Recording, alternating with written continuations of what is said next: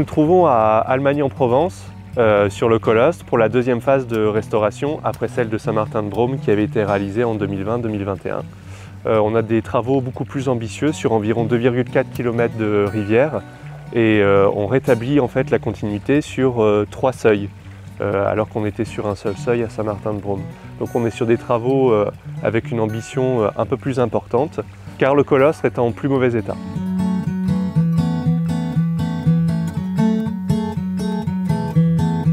Alors une ripisylve, en fait, c'est des boisements en bordure de rivière. Ripa, c'est la rive, sylve, c'est la végétation. Donc c'est une végétation qu'on trouve en bordure de rivière, qui par nature est humide. Elle est composée de strates arborescentes, de strates arbustives et herbacées. On réalise des plantations pour plusieurs raisons. D'abord parce que pour faire les travaux, on avait besoin d'espace, donc on a déboisé de grandes surfaces. Donc on remplace les surfaces déboisées par des nouvelles plantations.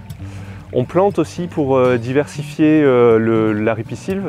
Hier, on avait une ripisylve composée majoritairement de peupliers et de robiniers. Donc on va essayer de diversifier les essences qu'on trouve dans la ripisylve. Pour ce faire, on a fait un inventaire en fait, de la végétation présente sur le colostre. Du coup, on a utilisé ces plants-là pour les planter ensuite dans le cadre du projet. Par contre, on a essayé d'éviter d'avoir des espèces qui vont venir certainement naturellement, comme des espèces invasives ou du peuplier.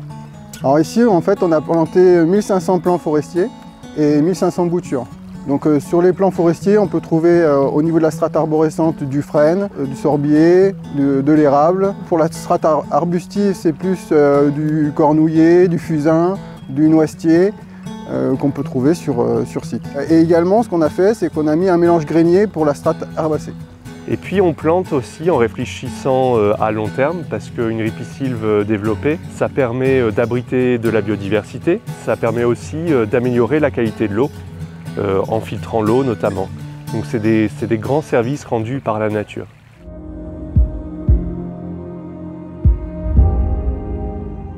En fait, on plante tout le long du chantier. Pour éviter d'avoir les mêmes espèces au même endroit, on a établi une sorte de module qui consiste en fait à prendre sur un linéaire donné un certain nombre d'essences arborescentes et arbustives. Et justement, ces modules sont reportés sur tout le long du chantier. On a testé des protections en craft, c'est naturel et biodégradable. Alors ces protections sont prévues pour une durée entre 24 et 36 mois.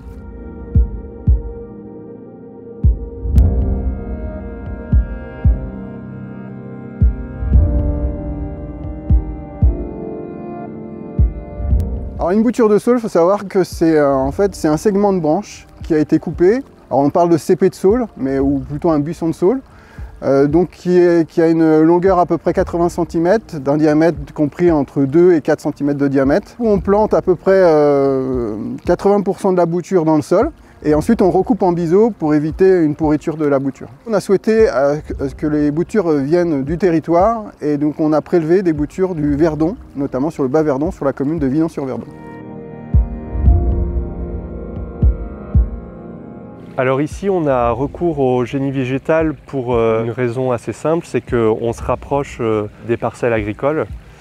Et donc, pour éviter des risques d'érosion trop importants sur certains endroits où la rivière s'approche de la berge, on renforce ces berges-là avec des petites protections réalisées du coup en génie végétal. Donc le génie végétal, il s'oppose au génie civil. Donc on utilise en fait des végétaux pour aménager les berges, pour les fixer et les maintenir, pour lutter contre l'érosion. Ça peut être des végétaux morts ou vivants. Et donc c'est une technique qui est assez souple, qui s'inspire en fait de ce qu'on voit dans le milieu naturel, qui permet de fixer la berge avec ce système racinaire. Donc c'est une protection qui est assez souple parce qu'elle a tendance à s'autogérer elle-même. Elle est beaucoup plus intéressante pour la vie aquatique.